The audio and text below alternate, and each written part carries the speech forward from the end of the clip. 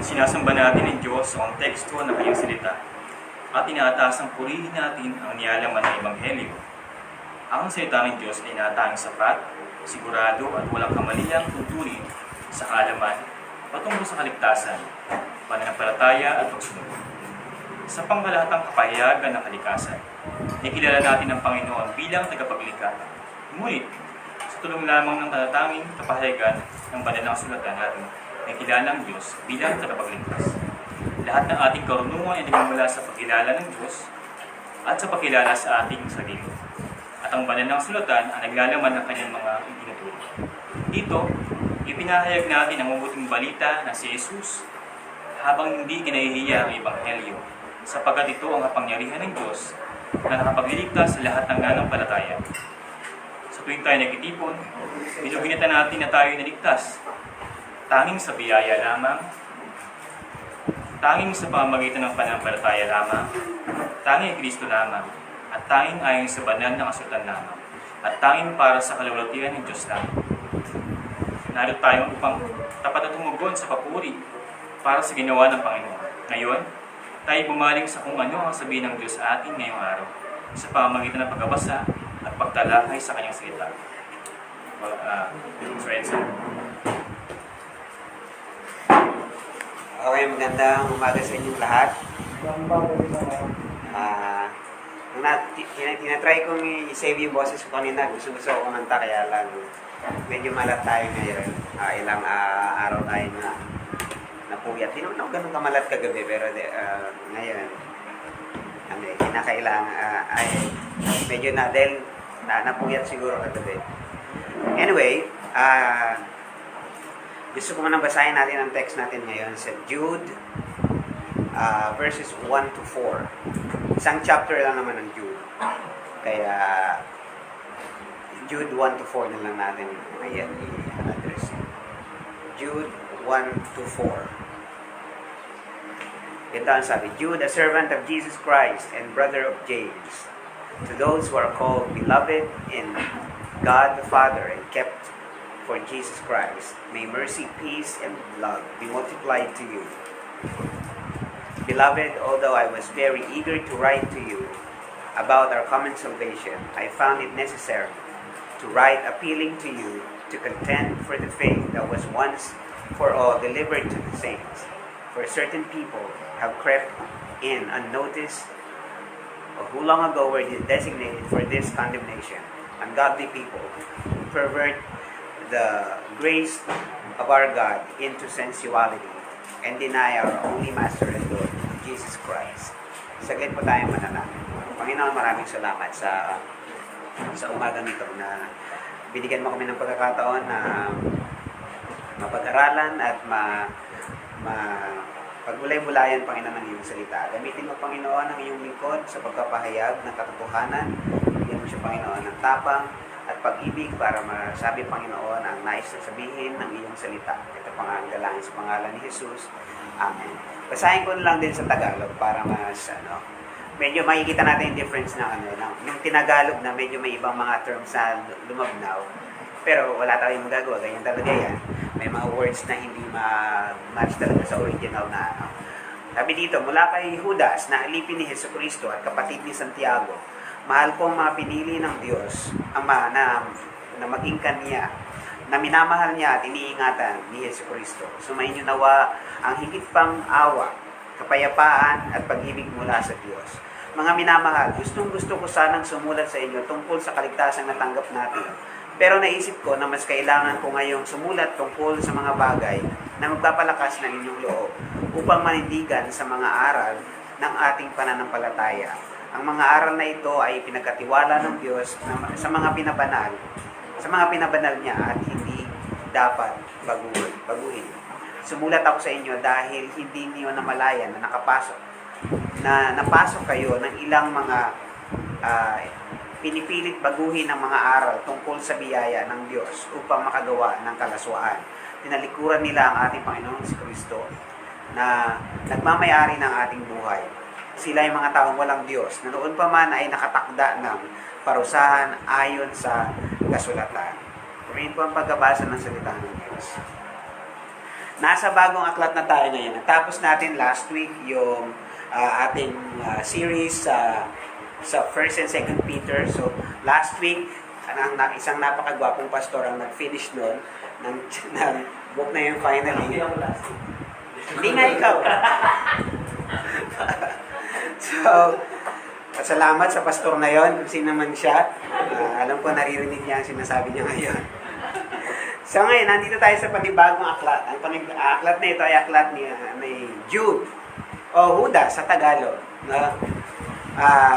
Si Jude dito, sabi niya siya ay servant of Jesus Christ and brother of James.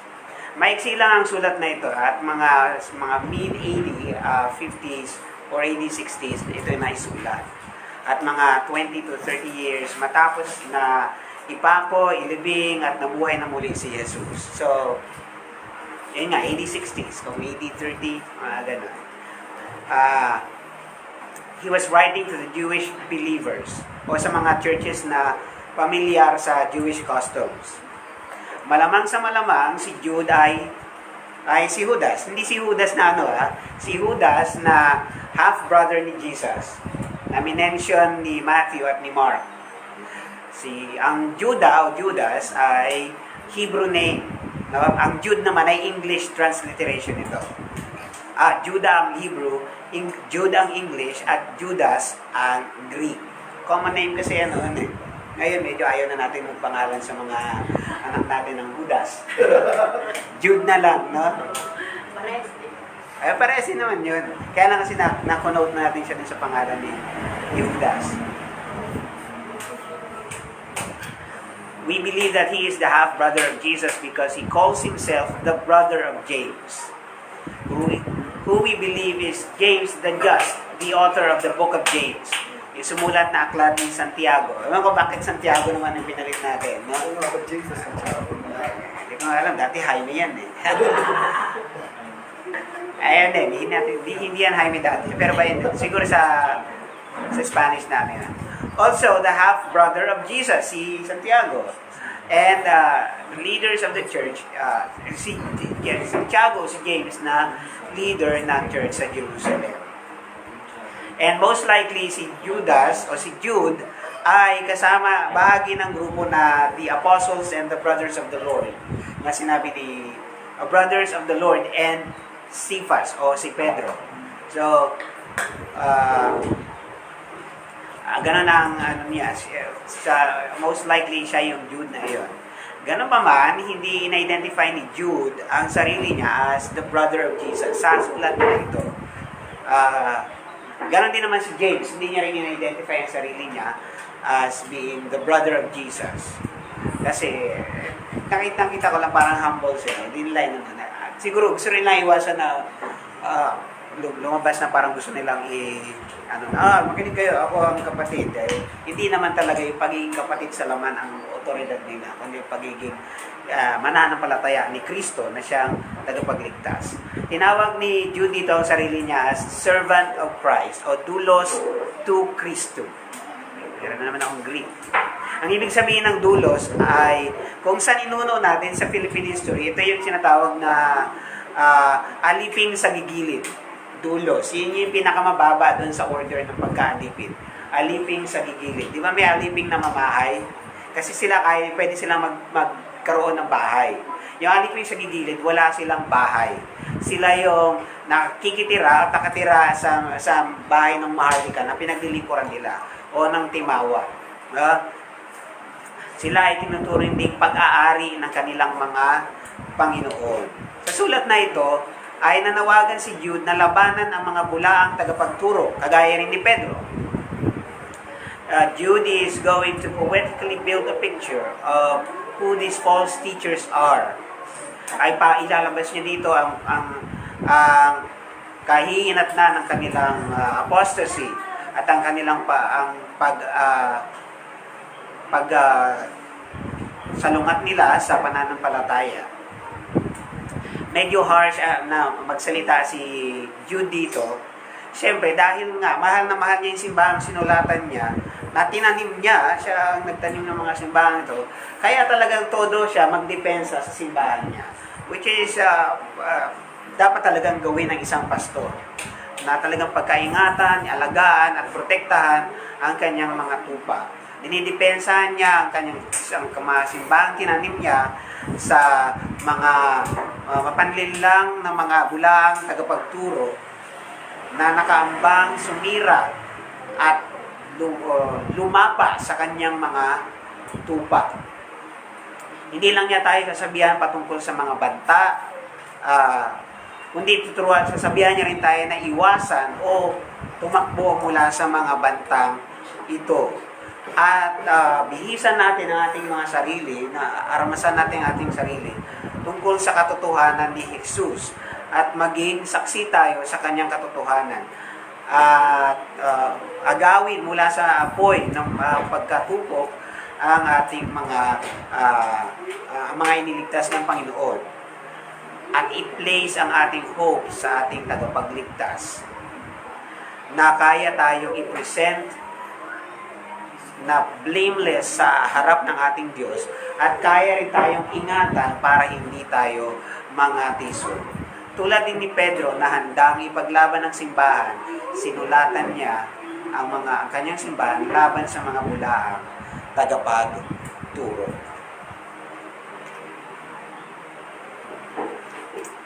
Noong unang gabi ko sa camp ay mga alauna na ako nakatulog dahil sa pakikipag-usap sa isang kaibigan kong pastor. Itong pastor na to, na-meet ko siya mga 3 years ago. Batang pastor, nasa 26 pa lang siya. And then, naging kaibigan kami, hindi kami naniniwala sa ilang mga bagay patungkol sa Bible, particularly sa pagiging makapangyarihan ng Diyos. Hindi dahil sa hindi yung makapangyarihan na walang kapangyarihan. Naniniwala siya na makapangyarihan ng Diyos, pero parang hindi ganun ang grasp niya, kagaya ng grasp ko o natin dito sa Pure Church. Naniniwala tayo sa sovereignty ng Panginoon, na siya talaga ang sovereign sa lahat. No, hindi tayo naniniwala na pag ayaw ng tao, walang magagawa ang Diyos. Ang Diyos kaya niya gawin ang lahat, kahit ayaw mo, kung ipagagawa niya sa iyo, gagawin mo yan. Dahil siya ang Diyos, siya ang nasusunod. Siya naniniwala siya na pag ayaw mo, hindi ka pwedeng mapilit ng Diyos. And that's okay, hindi naman pero before, dahil ganun nga, medyo, nung mga usap-usap namin, na medyo hindi nagkakaroon kami ng initan. Hindi naman kami nag-aaway. We still friends, at magkaibigan naman kami talaga. And last night, tuwing kung dumadalo kay nanay sa Daraitan, tinatanong niya kung nandun ako, and mag-uusap kami. And napansin ko as we talk, pa-labnaw, hindi na pa-labnaw, pero parang mas peaceful na pa-peaceful. Until last night, it was very peaceful. Kasama ko si Chad nung Hindi naman sa pinagtulungan namin siya ni Chad. Pero last night, he was very marami siyang tanong na hindi kagaya dati na parang challenging. Ngayon tanong talaga out of curiosity, paniniwala niyo sa ganito, gumagana na siya. And I don't know what happened, but I think it's the Holy Spirit who spoke to him. And maybe the Holy Spirit spoke to changed my heart also kung paano ko siya kausapin at i-share sa kanya ang tungkol sa pananampalataya ko. In other words, nagkaroon kami ng mga ganong series of hindi pagkakaunawaan. At ang tawag, yun nga ang natin doon ay, ang tawag doon ay pakikipagtalo. No? At yan ang pinaka natin ngayon, araw na ito. We're gonna talk about pakikipagtalo or contention. Kasi yan ang imperative sa ating passage ngayon.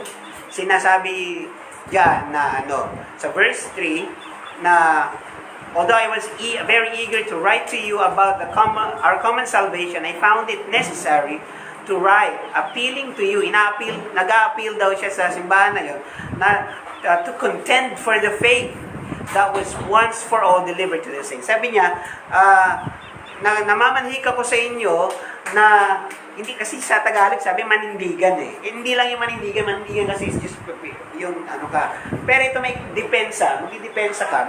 In other words, makikipagtalo ka. Kumbaga ganun. At parang sa pandinig ng karamihan, ang pakikipagtalo ay parang hindi kasama hindi bahagi ng isang Kristiyanong ugali na makipagtalo. debate. Pero itong sinasabi kong pagtatalo dito o pakikipagtalo ay gusto kong iano natin kung ano yung nais ipakahulugan ni Jude. No, hindi yung pakikipagtalo lang na alam ng lahat.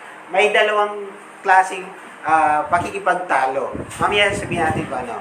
So ang pinaka-inaaayawan talaga ng tao, kahit di naman Christian, di naman sa religion sa kahit anong larangan ng buhay, ang pinaka-inaaayawan natin ay yung pakikipagtalo.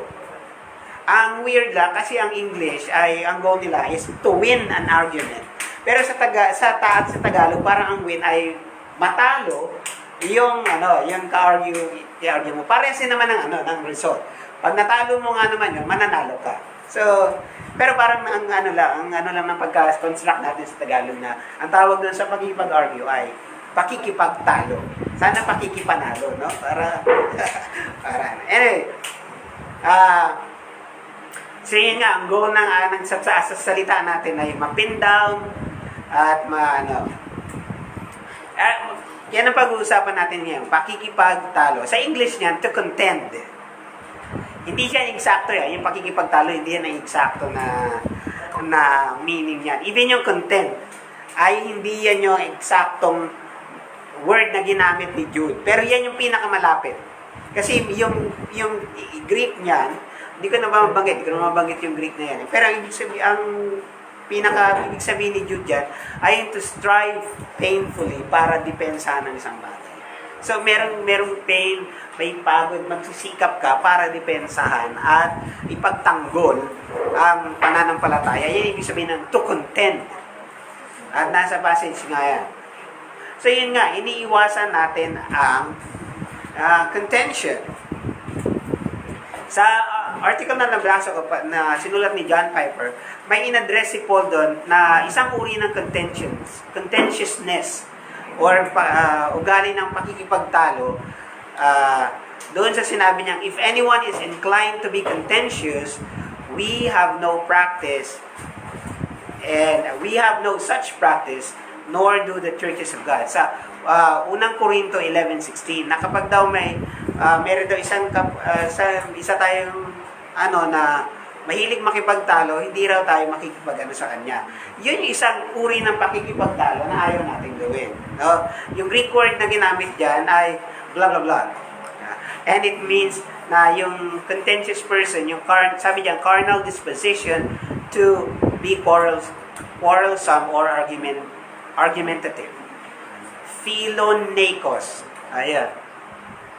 Mahilig yung quarrelsome, argumentative, nakikipagbangayan. Yan na lang iyan natin, pakikipagbangayan. Pwede tayo makipagtalo, pero hindi tayo pwede makipagbangayan. Kasi yan yung tinutukoy sa Bible na hindi pwede, yung makipagbangayan.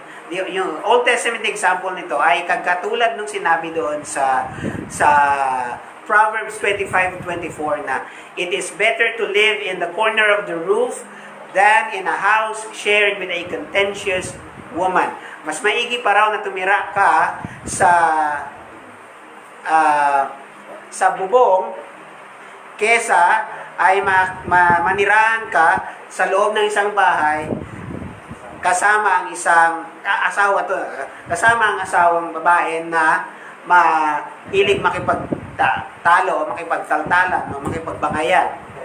Ang Hebrew word dyan ay madonim, means quarrelsome, nagging, dissentious.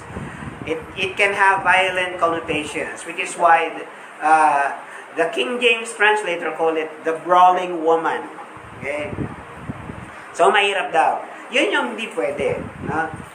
So, that's the bad way to be contentious. And hindi yan kinakarakterize ng Kristiyano. Because, sinabi nga na ang lingkod ng Panginoon ay hindi mahilig makipagtalo. Kundi inuutosan niya tayo na be kind to everyone sa 2 Timothy chapter 2 verse 24. So anong klaseng pakikipagtalo ang okay, ang commendable? Tatawagin na lang natin ito ang Kristiyanong pakikipagtalo. Christian. Naalala ko nung mga kabataan na may swimming na niyaya ko sila. May isang kabataan na nakalusot talaga, hindi siya nagpaalam. Akala ko nagpaalam. Pinagpaalam din siya, sabi niya, hindi niya sinabi na kami ay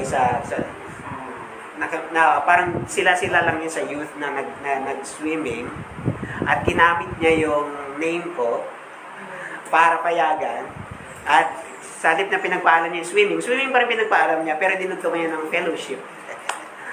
Swimming fellowship. Kaya napapayag niya yung parent niya. At ginamit niya pa yung pangalan ko para So, ganon. Ngayon, yung pakikipagtalo, dugtungan na lang natin ng Christian. Kristiyanong pakikipagtalo. Hindi ko naman sinasabing pag nilagyan mo ng Christian na yun. Pero ito, wala namang word dito sa Bible talaga. Let's just, ito ang Kristiyanong pakikipagtalo. Ito ang paraan natin. At tingin ko, yan din yung ibig sabihin ni Jude sa sulat niya na ito. Ang Greek word na ginamit ni Jude dito ay epagonizomai. Epagonizomai. At lahat ng credible na English translations ay pinili nila ang word na content para ma-translate yun. Hindi yan yung eksakto, pero yan yung pinakamalapit. No? There isn't really a better word. It means a kind of striving and debate in order to persuade and protect, or a kind of fighting for the sake of someone else's benefit. If you look, you can spot Kristiyanong pakikipagtalo. Or yung word na epagonizomai, kasama niyan, parang halos kaparehas yan yung word na agony. So, merong paghihirap, dyan. Alam niyo naman yun, pag nakikipagtalo ka, and you love the person, and you want that person to, gusto mo yung tao na yan na dahil alam mo na totoo at tama yung and gusto mo siyang ma-win talaga doon, merong agony, may pain kasi may love kasi. Hindi yan painful ang pakikipagtalo. It will just all be anger and talagang tuwa ka pa nga pag nanalo ka eh. Pero dito sa klase ng pakikipagtalo ng Kristiyano, sinasabi ni Jude, may pain.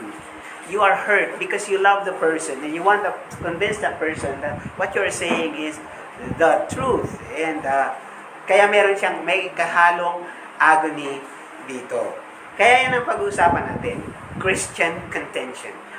I think yan ang magandang ipangalan yan sa naisabihin ni Jude na makipagtalo or depensahan or manindigan. Kristiyanong pakikipagtalo. Ang weird lang na inutusan tayo dito, makipagtalo. Hindi naman ibig sabihin niya na maghanap ka ng kadibate. Hindi, yun nga, with love yan. Yan ang silbi ng apologetics sa buhay natin mga Kristiyano. Mahalaga ang apologetics. Apologetics ay yung pagdepensa sa ating pananampalataya. At ang apologetics ay hindi lang sa mga pastor, kundi para sa lahat ng mga niligtas ng Diyos. Pag ikaw ay Kristiyano, ikaw ay nananampalataya kay Jesus, obligasyon mo na maging apologist or ipagtanggol ang pananampalataya mo. Dahil walang kwenta kung ikaw ay nananampalataya kay Kristo pero hindi mo kaya ipagtanggol si Kristo. Hindi yun medyo questionable yun. Hindi mo pwedeng sabihin na, iwas ako dyan kasi hindi naman ako pastor o elder. Kaya hindi pwede sa akin ang apologetics. No, you have to know apologetics. Kailangan alam mo kung paano depensahan ng pananampalataya mo kasi madali ka rin niyang masway ng ibang mga maling katuruan. At itong apologetics o pagdepensa o pakikipagtalo, paninindigin na sa pananampalataya ay inuutos para sa lahat ng mananampalataya. Sinabi sa 1 Peter, sinabi ni Pedro sa chapter 3 verse 15, we have to be ready to give an answer to questions regarding our faith. So dapat handa ka na magbigay ng sagot sa lahat ng mga katanungan patungkol sa ating pananampalataya.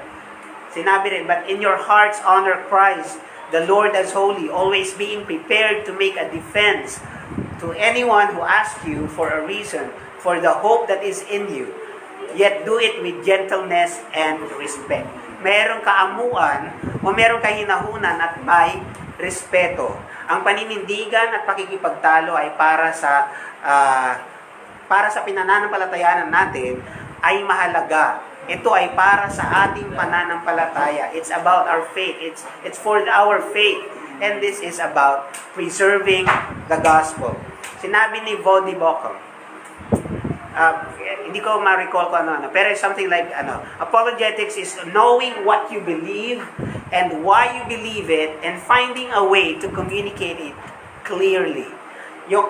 Ang apologetics daw ay alamin mo kung ano ang iyong pinananampalatayanan, bakit mo ito pinananampalatayanan, at humanap ka ng paraan para maitalastas ito at masabi ito ng malinaw. So, paano tayo magko-content? Paano tayo makikipagtalo? Paano yung sinasabing Kristiyanong pakikipagtalo? Una, sa verse 1, sinabi na dyan, ang unang puntos ko ay, tatlong puntos ko pala, as always, pagtibayin ang pagkakakilanlan mo sa Diyos. Sorry, tatlo, dalawa lang pala. Pagtibayin ang pagkakakilanlan mo sa Diyos. At pangalawa ay kilalanin mo ang kaaway. So, pagkakakilanlan at kilalanin. So, una natin gawin. Pagtibayin ang pagkakakilanlan mo sa Diyos. In-establish mo na ni Jude ang identity.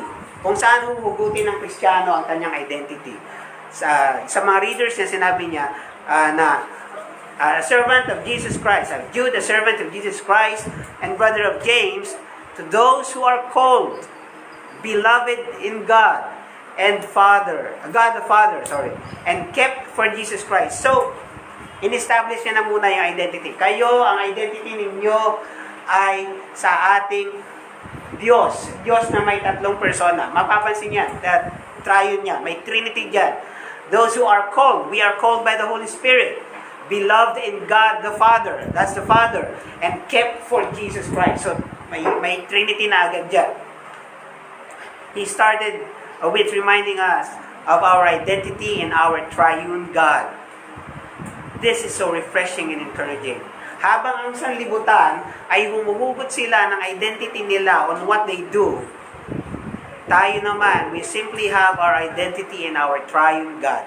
Ang identidad natin, ang pagkakakilanlan natin sa ating sarili ay hindi nakadepende sa ginagawa natin. Maraming mga tao ngayon nakadepende ang kanilang identidad, ang pagkakakilanlan sa ginagawa nila. Pag nasira yung ginagawa nila, sira din sila. Pag siniraan ang ginagawa nila, feeling nila sinisiraan din sila. Pero tayo hindi. Siraan nila gawa natin, wala tayong bakit. We know na tayo ay tinawag ng banal na Espiritu, tayo ay minahal ng Diyos Ama, at tayo ay iniingatan para kay Jesucristo. That's all that matters. Yun lang, safe na tayo. Hindi tayo mapipikon yan kung anong sabihin nila sa atin. Hindi nakabase ang identidad natin sa kung ano man ang sinasabi o ginagawa natin. Sinabi ni Bruce Wayne, hindi ko lang alam, at least may quote kay Bruce Wayne. Sabi ni Batman, bagay-bagay na bagay sa boses ko, it's not what I do that defines me. Hindi raw yung ginagawa niya ang nag-describe sa kanya. Totoo naman talaga yun. Hindi naman yung ginagawa ng tao ang magsasabi kung sino siya. Diba? Hindi, porke ba nanggagamot, doktor? Diba? Porke ba tumatahol, aso? Diba? Si Joel, tumatahol din naman yan. So, hindi, kaya ko rin naman tumol, kaya ko nga mag-kwak-kwak, di ba? Kalapati pa na, kaya pa rin yan. So, hindi yung ginagawa natin ang nagkasabi kung sino tayo. Di ba? Kasi, maraming doktor, kasi maraming nagagamot-gamot dyan eh. Or may hawak na martilyo, o nagpukpuk lang ng pako at karpentero na. Hindi. Sa atin, it's who we are that defines what we do. Kung sino tayo, yun ang nagsasabi kung ano ang ginagawa natin. Natural, dahil ikaw ay doktor, natural yan, manggagamot ka. Alam naman, doktor ka pero hindi ka nanggagamot, hindi ka doktor. Diba? So yung kung sino tayo, yan ang nagdi-define kung anong ginagawa natin. Di ba may kasabihan? We sin because we are sinners. Nagkakasala tayo dahil makasalanan tayo. Hindi tayo makasalanan dahil nagkasala tayo. Nauna yung pagiging makasalanan natin, kaya tayo nakagawa ng kasalanan o gumagawa ng kasalanan.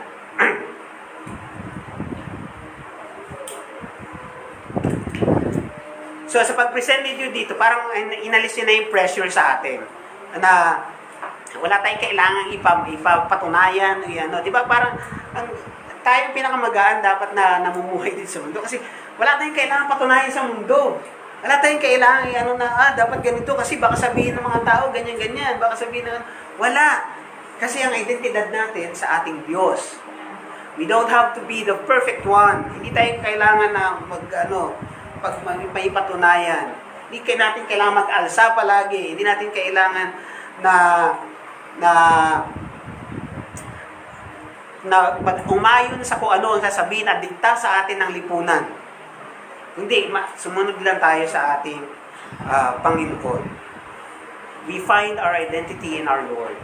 And that's good enough for us. So, sino ka? Ikaw ay tinawag ng banal na Espiritu.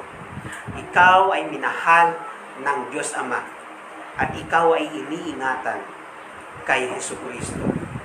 Kaya pag tinanong ka, balang araw, pag tinanong ka ng mga tao, sabihin mo lang, ako ay tinawag, minahal, at iniingatan ng aking Diyos. Kung magagawa mo makilala ang sarili mo, kagaya ng pagkakakilanlan ni Jude sa kanyang sarili at nais niyang ipakilanlan sa simbahan na sinusulatan niya, maganda rin. Si Jude sabi niya, ako ay alipin ni Kristo. Tayo ganun lang. Alipin tayo ni Kristo. Bond servant. Slave.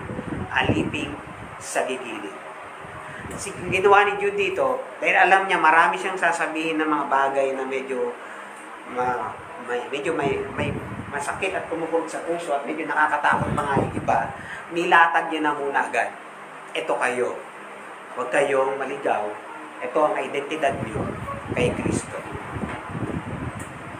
Tinawag ka ng banal na Espiritu.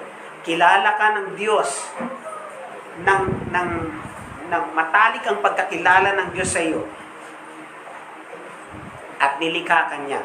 At meron siyang plano at lugar para sa iyo. At tinawag ka niya para sa isang layunin. At ang layunin na iyon ay maligtas ka at magbigay luwalhati sa Panginoon. Ikaw ay tinawag ng Banal na Espiritu para mapawalang sala at maluwalhati sa pamamagitan ni Jesus. Tandaan mo, pinili ka ng Diyos para sa kaligtasan at tinawag ka niya para maligtas.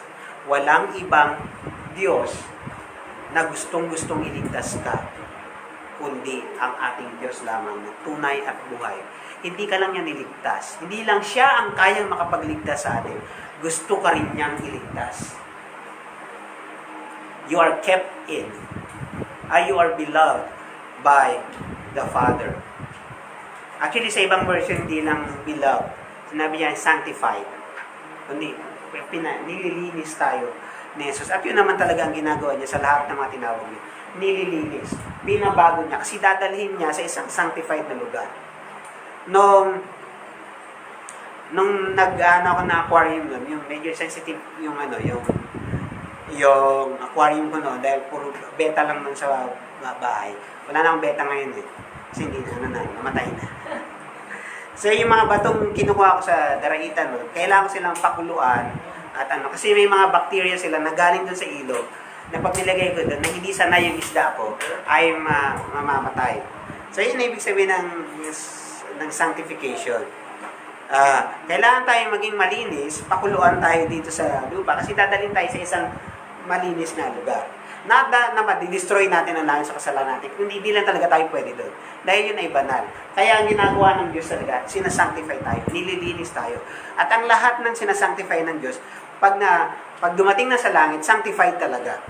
Whether ikaw ay naging Kristiyano for 2 minutes, or 5 minutes, or 25 years, or 65 years, ang paglinis sa'yo, pagdating mo sa langit, malinis ka. Kagaya ng pag-sanctify niya doon sa tao sa krus sa tabi niya. Mga ilang oras lang yun na naging nanampalataya. Pero yung sanctification, kumpleto, buo.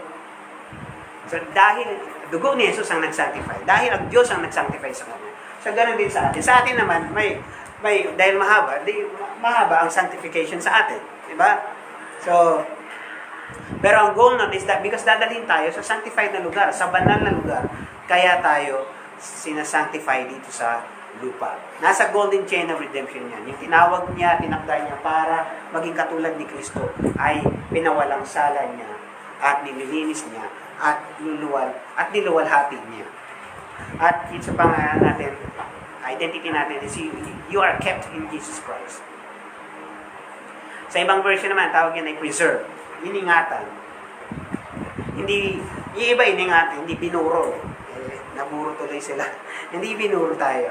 Hindi na-preserve tayo. Iningatan tayo ng Panginoon. Hanggang sa dulo. Actually, si Jude na ang sabi niya. Sa dulo ng sulat na ito, sinabi niya, now unto Him who is able to keep you from falling and to present you faultless before God.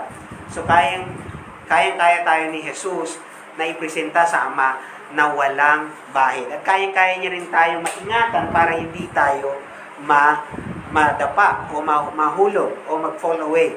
Kasi yan ang isa sa natin pinaniniwala natin. Naniniwala tayo sa preservation of the saints, na ang mga perseverance of the saints, na ang mga niligtas ng Diyos ay mag-persevere, iingatan niya at tatagal sila. Dahil mahal nila ang Diyos, sila ay tatagal at pipilitin nilang magtagal. No, ang hindi pinili naman Diyos, hindi naman niligtas, wala naman pakialam yan. Wala silang pakialam kung mag-fall away sila. Kaya yung tunay na pinili, talagang tatagal at iingatan. Kasi sinabi ni Jude dyan, iingatan tayo. The Father has kept you for Christ. Who would dare steal away a gift from the Father to the Son? Who can take away His bride as His wedding day approaches? There will be a great feast of joy and worship to the Father. For the Father loves the Son and has kept His bride for Him. Siyempre, ang babaeng ikakasal kay Kristo ay iingatan ng Ama. Hindi papayag ang Ama na ang babaeng ikakasal sa kanyang anak ay mawawala or matitisod, kundi iingatan siya ng Diyos naman. Pagkatapos ito, sinabihan tayo ni Jude patungkol sa pakikiisa natin kay Kristo. Yung pagtawag, pagmamahal at yung pag-iingat na kinikilos ng Trinidad o ng Diyos natin ay nagbibigay naman din ng tatlo ring blessing o tatlong pagpapala. At yun ang makikita natin sa verse 2. Hanapin English. Mercy, peace, and love. Mercy, peace, and love. At sinabi doon, and multiplication of these blessings. Ikaw ay na kay Kristo na. Yung mga bagay na ito, itong awa, kapayapaan at pag-ibig, ay na kay Kristo na at nasa sa iyo na.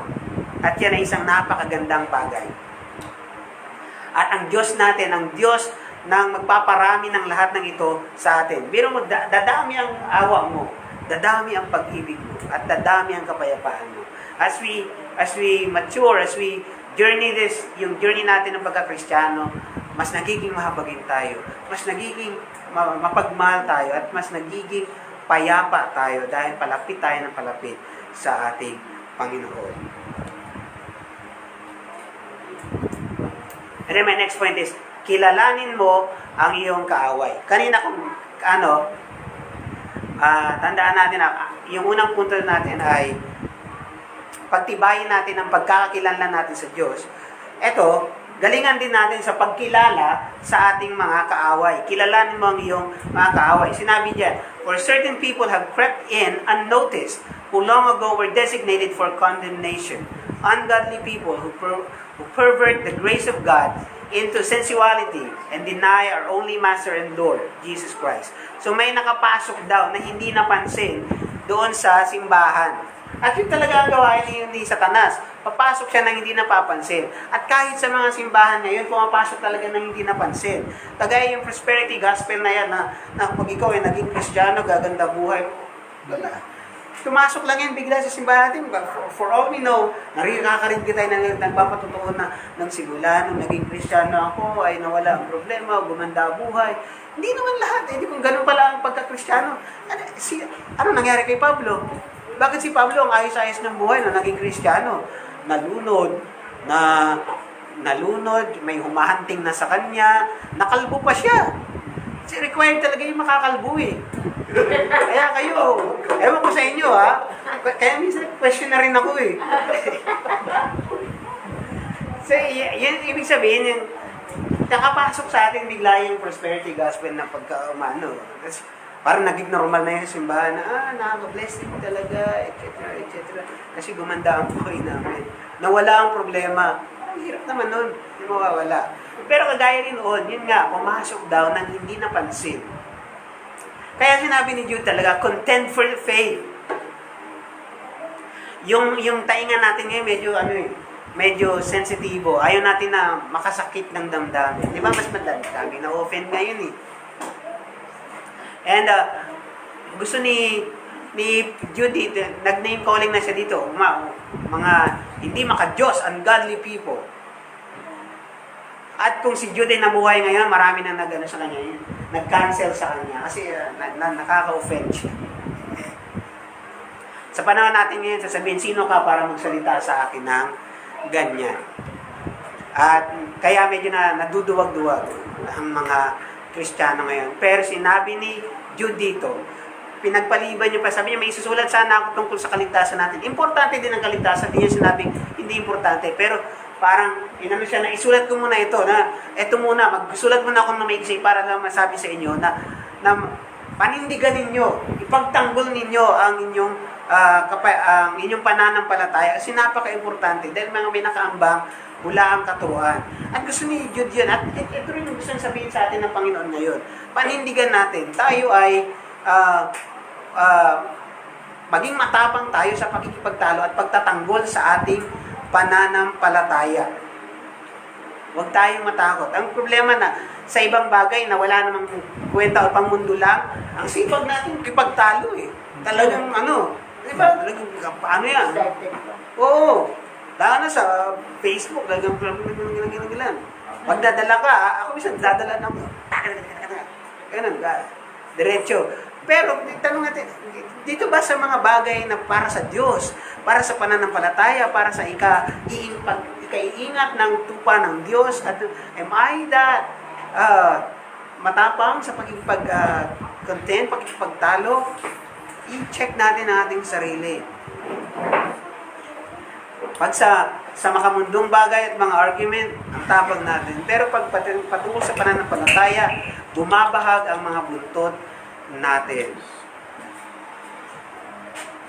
So, kailangan natin talaga makumbinsi na itong pananampalataya natin ay tunay, kumbinsiti tayo enough para ipagtanggol ito. At kapag may nagsabi lang na hindi tama, magpanting talaga ang tenga natin at sabihin natin, no, hindi yan ang sinasabi ng Biblia. Ito ang sinasabi ng Biblia. Ito ang sinasabi ng pananampalataya natin.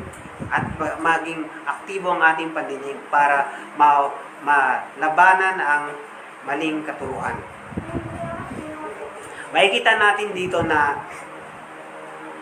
kung gaano ka tibay ang paghawak ni Jude sa kapangyarihan at sa soberenidad o sovereignty ng Diyos. Sinabi na agad dyan na itong mga taong ito na mga bulaang nagtuturo, mga bulaang guro, sabi dyan sila ay nakatakda para sa kapahamakan. So nakita niyo dyan, diba, may nakatakda sila sa ikapapahamak nila. Yan ang nagiging problema ngayon dahil akala ng mga tao ngayon, even mga Christians, ay nag-aabang ang Diyos na ang Diyos ay nagbi-wish na sana maraming maligtas o na sana ang Diyos ay maraming manampalataya. Hindi siya ganun. Tinakda niya ang maliligtas at ang lahat ng tinakda niya maliligtas talaga. Wala ni isa mang tupa ang makakawala sa kanya. Sinabi niya yan. Sinabi ni Jesus na maiingatan ang lahat ng kanyang mga tupa. No one can pluck them out of the Father's hand. Ganon tayo. At ito namang mga bulang guro na ito, sila ay nakatakda. Matapang na sinabi ni Jude dito na sila ay nakatakda sa kapahamakan dahil totoo yun.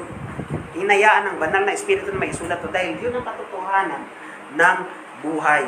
Hindi nagwi-wish ang Diyos na sana na nag-ano siya na hindi niya alam kung sino ang maliligtas o hindi niya itinakda. Sinabi niya yan, ipinrepare, mayroon pang na inihanda siya bago pa man likhain ang sanlibutan.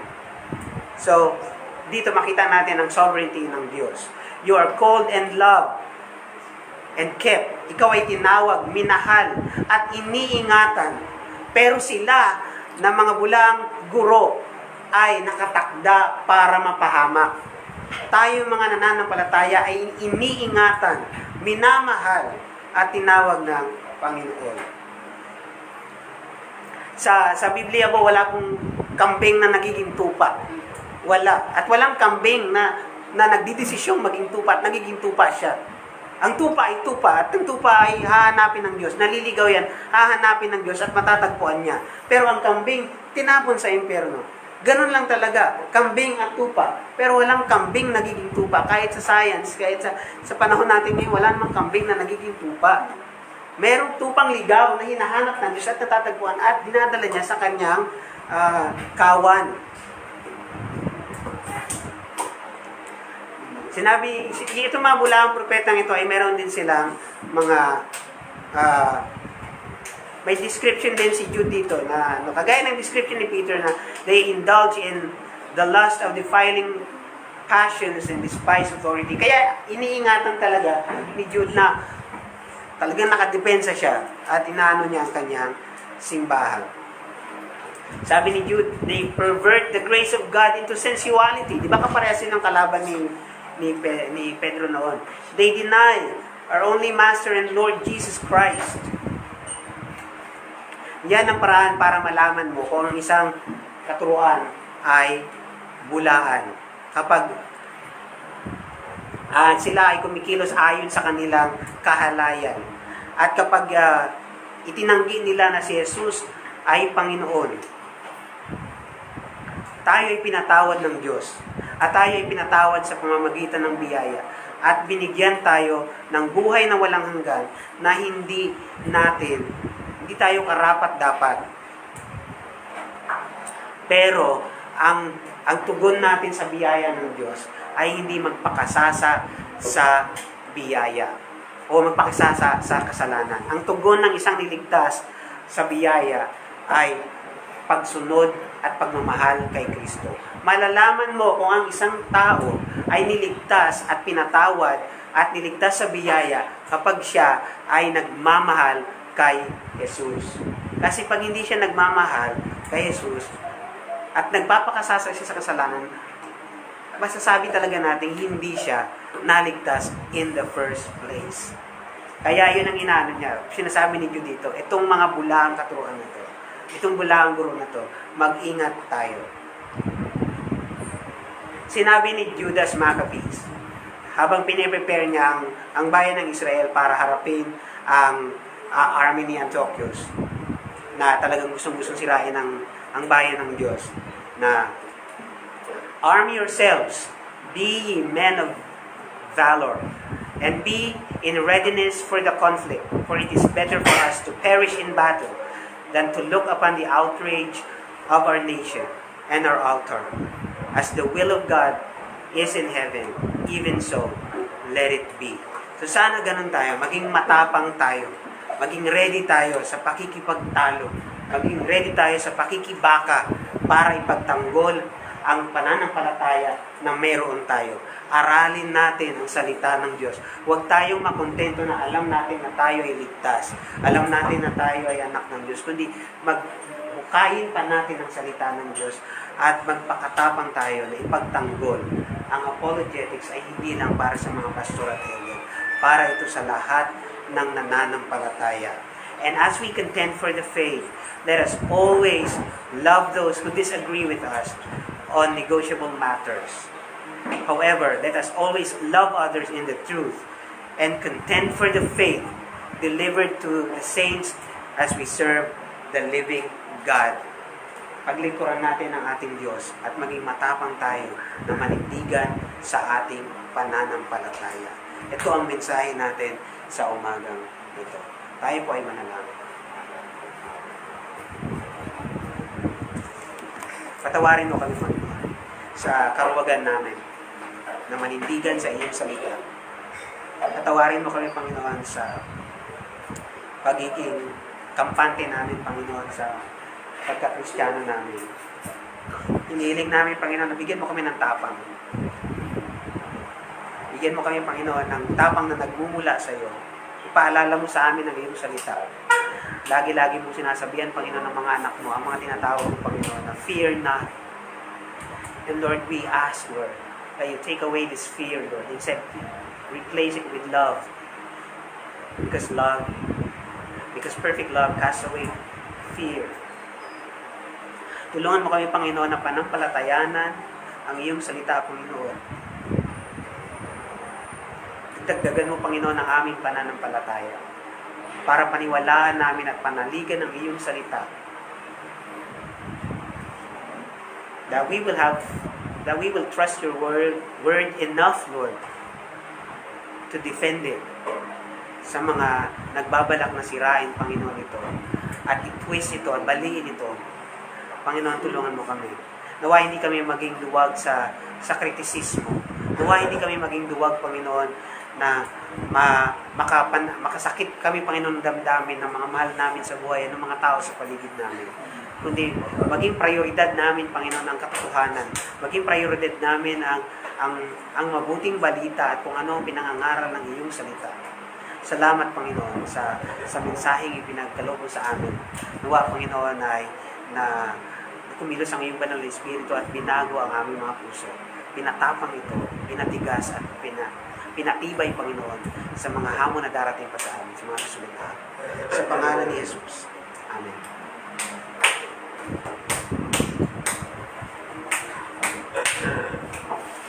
Purihin ang Diyos sa pangangaral ng kanyang salita. Kinikilala natin na bagaman ang pangangaral ng salita ay tungkulin ng mga elder. Hindi natin ito mahigpit na inaatang sa mga elder lang, kundi binubuksan na rin natin ang pangangaral sa iba pang mga kwalipikadong kalalakihan. Biniyayaan ng kakayahang magturo at inihanda ng banal na Espiritu at aprobado ng simbahan. Dagdag pa rito, kinikilala rin natin na ang banal na Espiritu ay biniyayaan ng talento ang bawat kasapi ng simbahan at nais natin sundin ang iba pang mga kautusan sa kasulatan. Ngayong natapos na ang masasaligang pangangaral na bahagi ng ating pananambahan, tayo ngayon ay maglaan ng maikling panahon para sa aplikasyon at pagbubulay-bulay sa naipahayag ng pangangaral habang isinasabuhay ng banal na Espiritu ang salita ng Diyos sa inyong mga puso. Maaari bang pagtibayin ninyo at palakasin ang kalooban ng ating simbahan sa pamamagitan ng pagbabahagi ng mga aplikasyon ito? Ito na po tayo para naman po sa application na nais natin i-share sa ating mga kapatiran para mapagtibay naman natin ang